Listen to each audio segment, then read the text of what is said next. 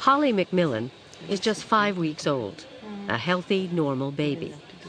But her right eye is clouded by a faulty lens, a cataract that must be removed at once, or she will never see like a normal child.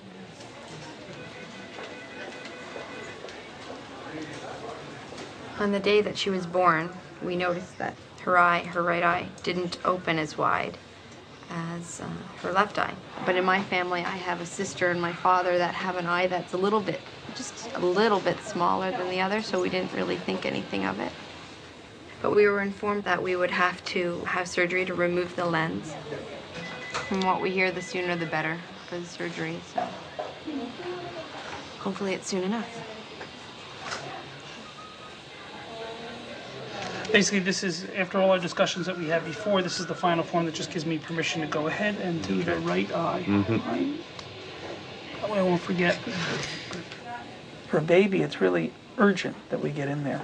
Because if a baby has a cataract, the images that are supposed to be getting in, those images which are critical for the brain to be able to develop its vision, those images aren't getting there. And as a result, the brain is not getting the opportunity to experience vision and go through its normal visual development, which allows it to eventually create the healthy, normal vision that we all know. When Grandma has a cataract, all of her connections between eye and brain have been formed years ago, and they remain stable over time.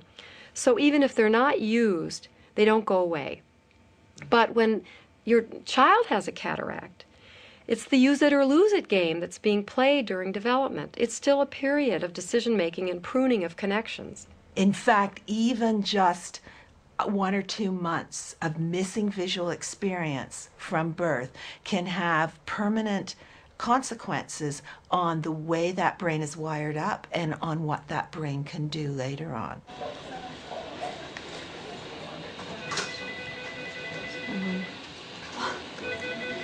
Should be fine.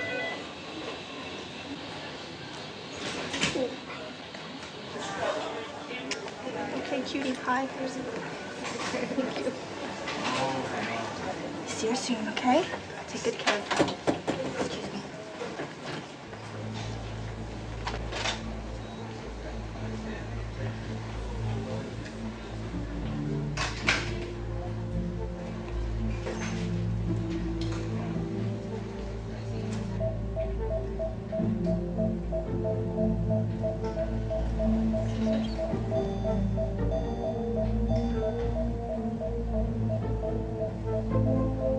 Okay, so there's the cataract right there inside the eye. I've just got a little bit piece left here that I need to get rid of. Thank you.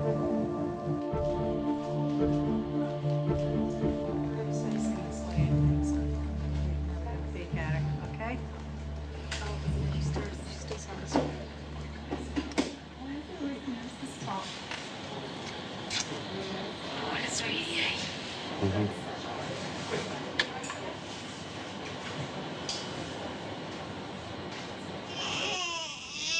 And we're just going to slip this in. In the old days, we used to do this under general anesthesia, but the nice thing about this lens is that it allows us to do it this way. Within a week of the operation, Holly's eye has healed, and Dr. Levin inserts a contact lens, which Holly will need for the rest of her life.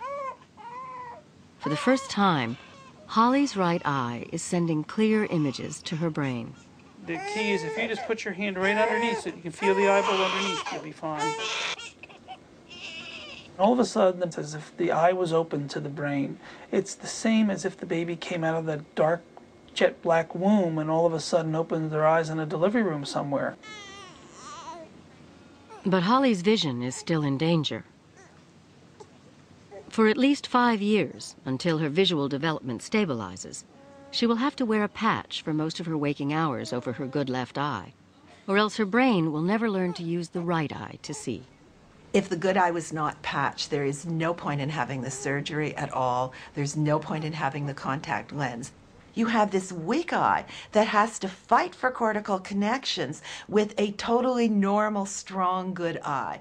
And that totally normal, strong, good eye, if allowed, will take over all the brain space, leave nothing for the deprived eye, and the deprived eye will get weaker and weaker. Sounds a little counterintuitive. Patching the good eye should cause the same problem that the cataract did. But in fact it doesn't, and we really don't understand why that is.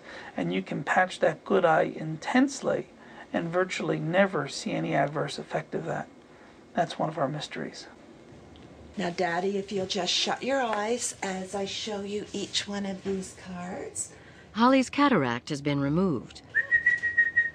But how well can Holly see? Okay, we got one beautiful look over there. Just minutes after Holly receives her contact lens, psychologist Terry Lewis examines her vision by watching whether a finely calibrated series of patterns captures her attention. You can't play the game with your eyes closed. No, you can't. We find that even within 10 minutes of first being able to see, the baby can see as well as a normal newborn.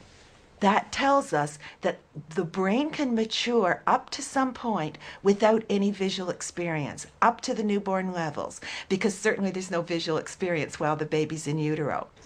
Although cataract babies like Holly see as well as newborn babies, they don't see as well as babies their own age. Here we go, Holly.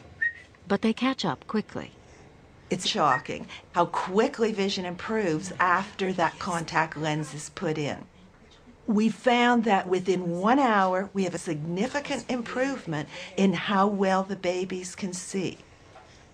Now, why this is so exciting is because it tells us that although the brain is no better than that of a normal newborn in the absence of visual experience, once it gets that visual experience, it's ready to go. It's champing at the bit because that first little bit, even that first hour of visual experience, is going to send that brain into action faster than it would in normal development.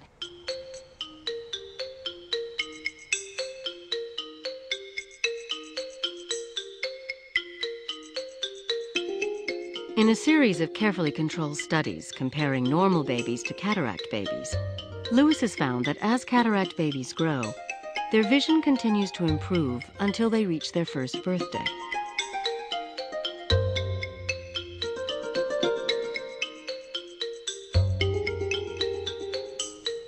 The children do begin falling behind after a year. But on average, with early treatment and complying with doctor's instructions, the eye can end up being a totally good functioning eye.